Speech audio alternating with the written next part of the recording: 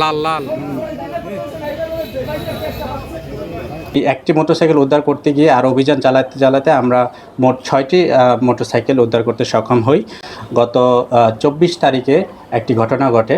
আমাদের কাছে খোরশেদ আলম নামে একজন ভিকটিম আসেন গত 28 তারিখে, এসে একটি এজাহার অভিযোগ দেন। অভিযোগটার বিষয়টা হচ্ছে এরকম: তিনি রাজশাহী থেকে রংপুরগামী যে রোডটা আছে, সেখানে এরুলিয়ার যে বিমানবন্দর, ওইখানে পৌঁছানোর পর উনি প্রাকৃতিক ডাকে সাড়া দিতে গেলে এসে দেখে যে তার মোটরসাইকেলটি মিসিং হয়ে গেছে। পরবর্তীতে আমাদের কাছে এসে যখন জানায়, আমরা একটি টিম এঙ্গেজ করি। আমাদের সাব ইন্সপেক্টর আনিস আমাদের ওসি মহোদয়ের সার্বিক দিক নির্দেশনার মোতাবেক কাজ করে গত রাত থেকেই কাজ করে। পরবর্তীতে আমরা একটি চুরি মামলার একটি মোটরসাইকেল উদ্ধার করি এবং সেই একটি মোটরসাইকেল উদ্ধার করতে গিয়ে আর অভিযান চালাতে চালাতে আমরা মোট 6টি মোটরসাইকেল উদ্ধার করতে সক্ষম হই এবং টোটাল 7 জন আসামি আমরা গ্রেফতার করতে সক্ষম হই।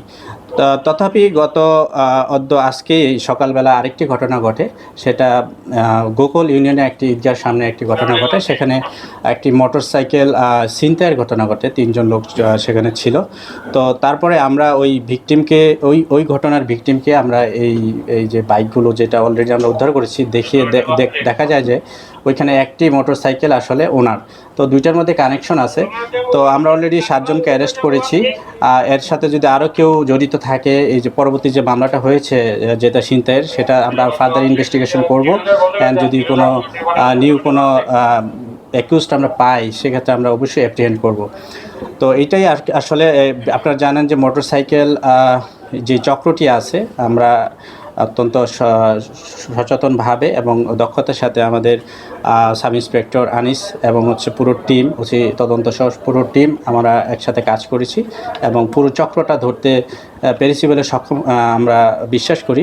তারপরে যদি পরবর্তীতে কোনো আরও মাস্টার মাইন্ড বা পিছনে কোনো কেউ ছত্রছায়া দিয়ে থাকে, তাদেরকে অ্যারেস্ট করতে আমরা সক্ষম হব বলে আমরা বিশ্বাস করি।